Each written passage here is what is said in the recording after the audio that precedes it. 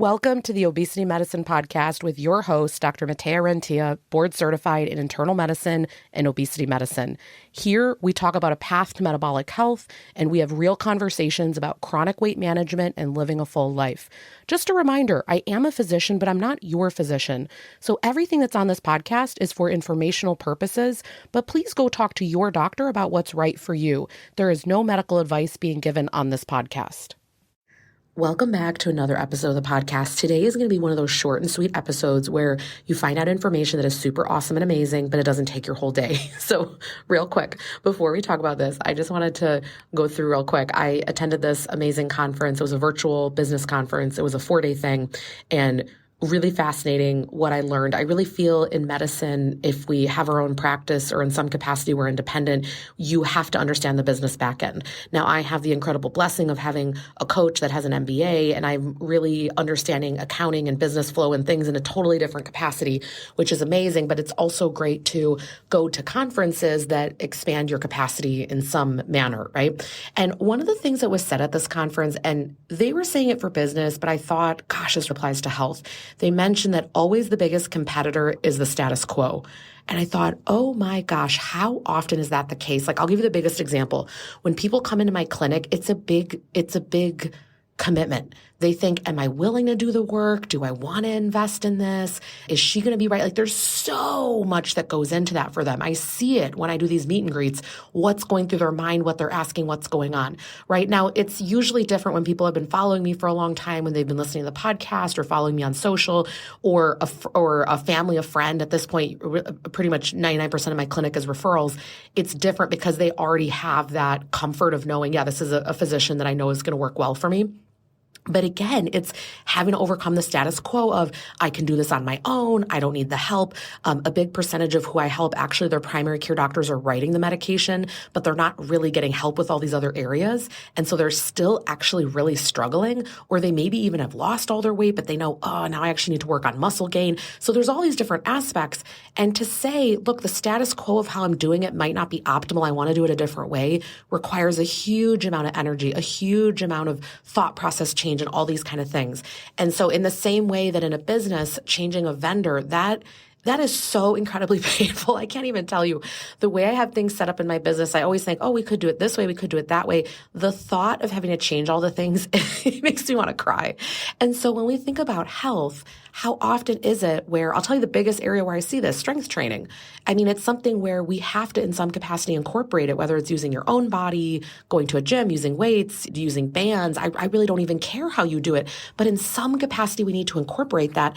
And what ends up happening is the status quo of whatever you're doing, if you're not, you either didn't grow up lifting weights, so you're not familiar with the education, you maybe don't have it accessible to you or the knowledge, or you forget to do it. The status quo wins unless you really work on these things. So one of the strategies I use a lot with patients, number one, habit stacking. So how can we combine it with something else that you already do? So for me, for example, I know for 5-6 years now, I always do my morning walk. Okay, the strength training is happening right after it. There's not another time when I'm going to come back to exercise. That's when it's going to happen, right? So habit stacking is a big strategy. And then also, and this is all James Clear, Atomic Habits. If you haven't read that, highly recommend that. Like, it's time.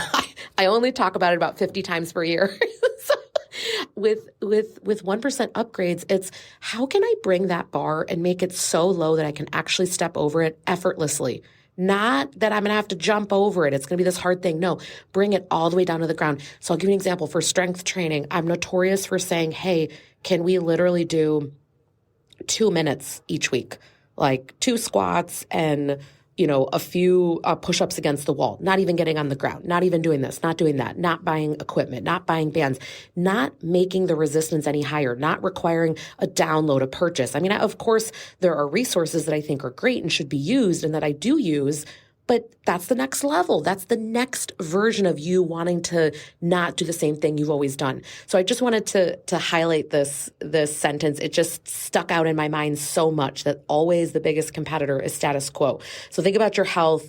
Are you just in the same ruts? You're doing the same things. By the way, that's very normal for habits. The same things usually run on autopilot. To get out of it, we talk about this endlessly, is going to take some effort, some intentionality, setting some goals differently, making reminders. There's going to have to be something that breaks that free. That's about 99% of what I do with patients. Okay, today I want to talk very briefly about, we have some really exciting updates for the Surmount trial, which is the trial that's almost 4 years at this point, where they have been studying tirzepatide.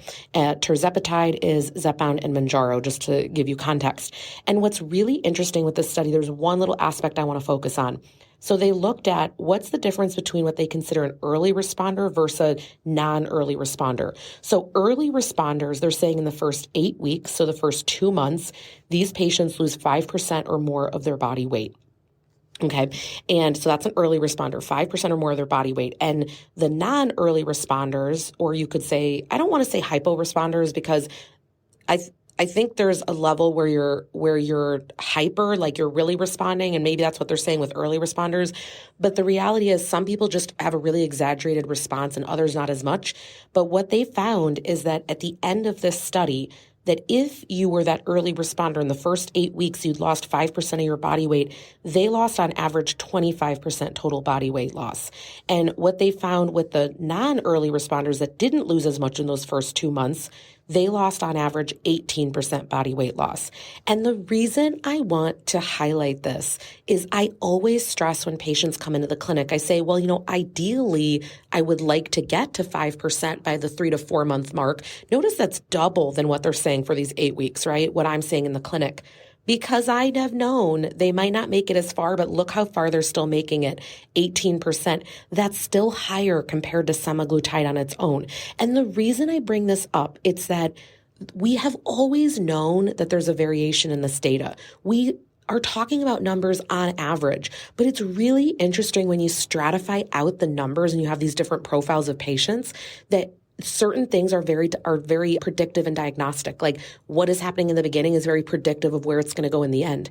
Now, this is why I always think it's really important to work with an obesity medicine specialist, because I'll give you an example. I can tell in the first few months, they're not really responding as I would expect. So I suspect in that case, and by the way, I'm also following body composition changes.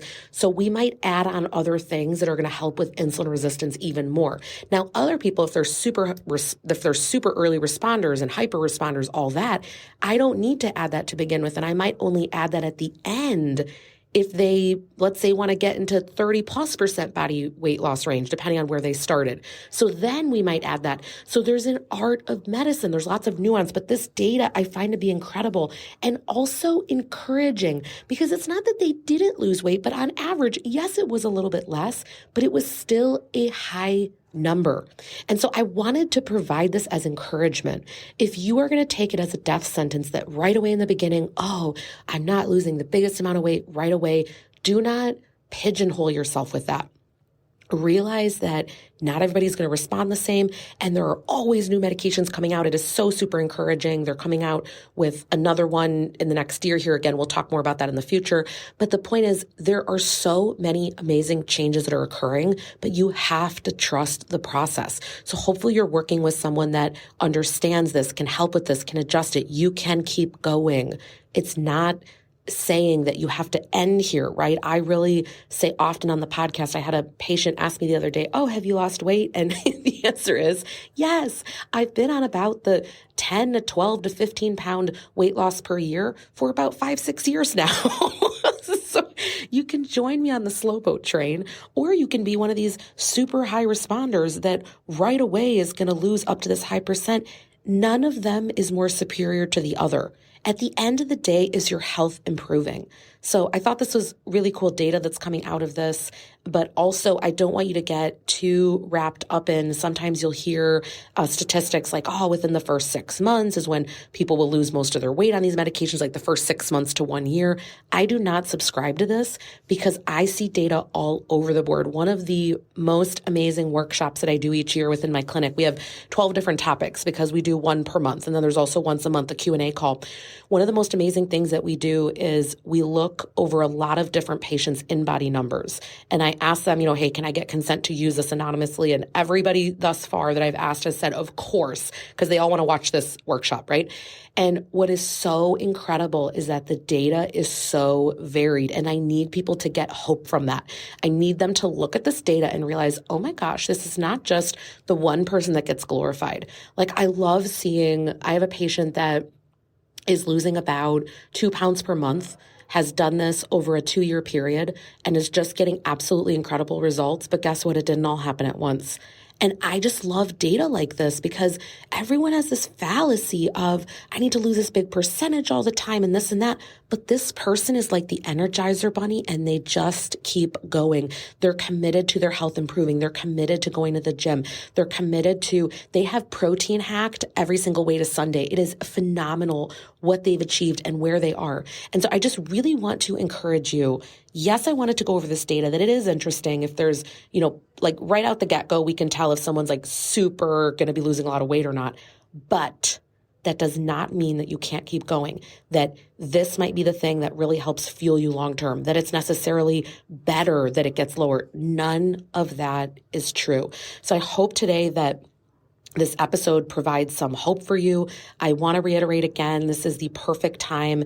If you have not joined my mini course, The 5 Mistakes That People Make When Starting a GLP-1, you could even be on a GLP-1 for a long time. You don't even have to be on a GLP-1 at all, but we do answer a lot of questions surrounding that. And what's really cool about this mini course, we have tons of resources in there, a whole workbook with nutrition ideas. We have links to a bunch of recipes, like real time, where you can click on social to watch them. Tons of great information that I have within that course. I try to keep it all under 10 minutes, sort of less than an hour and a half. But the thing that's really gold is that every month we have a live Q&A call with me. Those calls are phenomenal. I cannot tell you, we get ahead of time anywhere from 10 to 15 questions.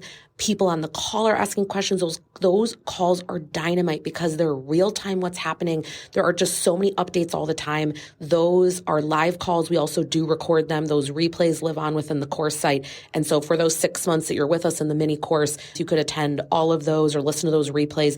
And that is such incredible value because you can actually have your health improve, which is the main thing. Not just that your weight goes down or you're wondering about, hey, let me ask about XYZ because you don't want to be randomly Googling things. I have to tell you, it's really hard to find good information. Even me, I'm like, where's the paper coming out? Thank God I have really nice friends that'll, send me different papers. Hey, this came out, that came out. It's great. I mean, I'm every single day at this point reading a new article. And so there's no way that you can consume that amount unless this is the area and this is your specialty, in which case, congratulations. I'm so glad you're with me. But for everybody else, it's my job to actually condense it down for you, to make it easier, to save you time. I'm actually going to be re-recording those videos as well here. And if you're in the course, all that update, you get all of that as well. So if you join us here with the Black Friday time, you get that and also the Blood Sugar Mastermind, both of those at the same time for the same price, which is phenomenal because normally you have to purchase each one independently. So that is a special that we're doing. If that's something that you're interested in, make sure that you take advantage of that now because that's just for a few days here. We've actually never done that before, but I really believe that if you're here to learn about your health, I think that the blood sugar part really matters as well. And in that course, I go through how to look at your lab work, how to manage your blood sugar. I just guest coached the other day in another group and they had not heard of a lot of the concepts that I talked about. And so it's really exciting when someone gets in there and they learn a bunch of really easy, simple concepts that literally overnight change their blood sugar and their weight set point and help them to achieve things better. So if that's interesting to you, again, I would hop on that this week because that's the only week we're going to be doing this. All right. I hope you have an amazing rest of the week and we'll talk soon. That marks the end of today's episode. But if you're newer to the podcast, I want to tell you about something that we have, and it's a free podcast roadmap. So this is perfect for any of you that are listening where you want to be directed to very specific episodes. So let's say that you are just starting out and you want to know, what should I do right when I start on the medications? Or you're experiencing certain side effects on the GLP-1s, or you want to know what to do if you're in a plateau, or if emotional eating is taking over, or if hunger levels are high. So we have many different categories of episodes that we've talked about because there's a lot at this point. So if you want to be able to navigate that very easily, we have it broken down by category and also the episodes that are there, and we hyperlink to everything. So you can just click on it and find the episode. Easy peasy. If you want that, you can go to renteaclinic.com/podcast roadmap. We'll have it linked right here underneath the show notes where you're listening. And you can go ahead and get that free resource so that it makes it easy for you to navigate, because I know that it's really hard when someone has an established podcast. I am such a podcast fiend, listening to podcasts all day long. And when I find one that I love, but there's a lot that are out there, I am so lost. So I hope that you enjoy this free podcast roadmap. Again, the link to get to that is going to be renteaclinic.com/podcast roadmap. I hope this is helpful, and let me know if you have any questions.